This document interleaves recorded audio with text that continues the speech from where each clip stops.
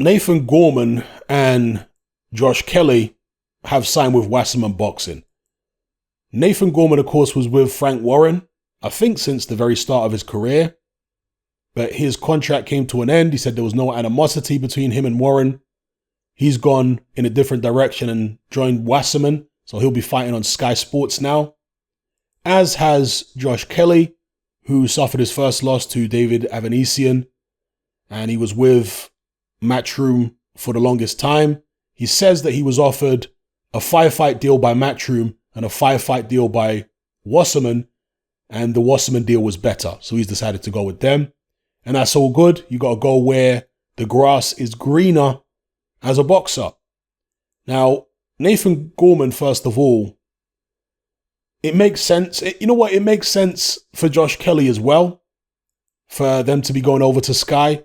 Now, I hope the scenario I'm about to describe isn't what actually unfolds, but I suspect it might be. Sky right now have a deficit of talent, okay? Because of, probably not the right word to use, but they don't have the talent that they had, the depth of talent, when Eddie Hearn was still with them. They've still apparently got Anthony Joshua, okay? But that could change. AJ could go with DAZN. We'll have to see what happens there.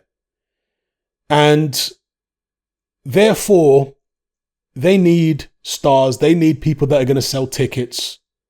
And so when you look at a guy like Nathan Gorman, who was destroyed by Daniel Dubois, really, how far can you step this guy up without him being beat again? I would say right now, not very far, which means that they are going to have to try and build him up, right? He's not going to be up against the strongest opposition, I would imagine, for quite a while. Because again, Sky will be looking to build people up as stars, as personalities, as ticket sellers. So what you don't do if you're trying to do that is throw somebody in the deep end right away. Yeah? Particularly, again, when you don't have that much talent on your books at this particular time. So I would imagine, and he's a very young guy, Nathan Gorman, I think he's still only in his mid-20s, they're going to be looking to match him quite soft and bring him along slowly. Okay, now, no disrespect to Nathan Gorman, maybe that's exactly what he needs in his career, but is that what we need as boxing fans? You guys let me know in the comments below. The same thing with Josh Kelly. Now, Josh Kelly actually did an interview where he said as much. Exactly what I described is what Josh Kelly said. He said it's about building back. You know, I'll be interested to find out the 5-fight deal that he was offered by Matchroom. What were those 5 fights? Because Eddie Hearn often talks about, you know, telling a fighter who he's signing or wants to sign, this is the plan that we have for you. We want this kind of fight for the first fight, this kind of fight for the second fight. Maybe Eddie Hearn said to Josh Kelly, we want the Avanesian rematch. And Josh Kelly weren't keen on it. I don't know. But yeah, Josh Kelly in the interview said that he needs to be built back. You know, he's still interested apparently in the Conor Benn fight. Didn't seem particularly interested in fighting Avanesian again anytime soon. The Conor Benn fight would have obviously been a lot easier to make if he was still with Eddie Hearn, Matchroom and DAZN, because that's where Conor Benn is. Now that he's with Wasserman and Sky, I don't know how realistic that fight will be, because they would almost certainly try and build that up into a pay-per-view if it was on Sky. Would Josh Kelly go over and fight Conor Benn? I mean, DAZN, quite open. Eddie Hearn's quite open about the fact that they can still do pay-per-views on DAZN.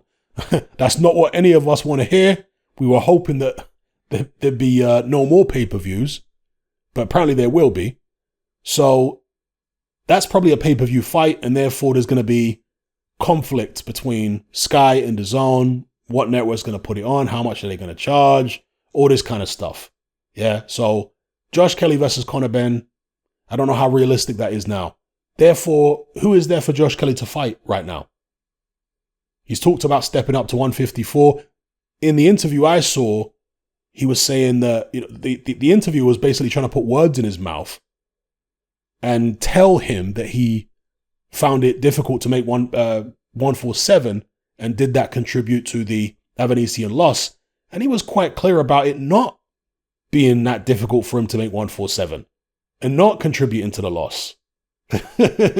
Maybe he's just being magnanimous in defeat. I don't know. But he does appear to be a big welterweight, 147 pounder. But again, just because he looks physically big doesn't necessarily mean he finds it difficult to make the weight. He certainly hasn't indicated that in interviews. So, yeah. Anyway, the deal with Wasserman, 5-fight deal. He says he needs to be built back. I have to imagine, I'm going to interpret that as they're going to put him in there against people who are not that good and try and make him look like $1 million and pay him, a good sum of money for it. So let me know what you guys think about it in the comments below. Who would you like to see Josh Kelly fight? Obviously, he said he can go between 147 and 154. For now, he's looking to go up to 154 for a little bit. At 154, you do have the likes of Anthony Fowler and Liam Smith. They're fighting. Could he fight the winner or the loser? Again, it's possible, but those guys are on DAZN with Matchroom, so how realistic is it? I'm sure the Sauerlands will find this guy some Eastern European puddings and,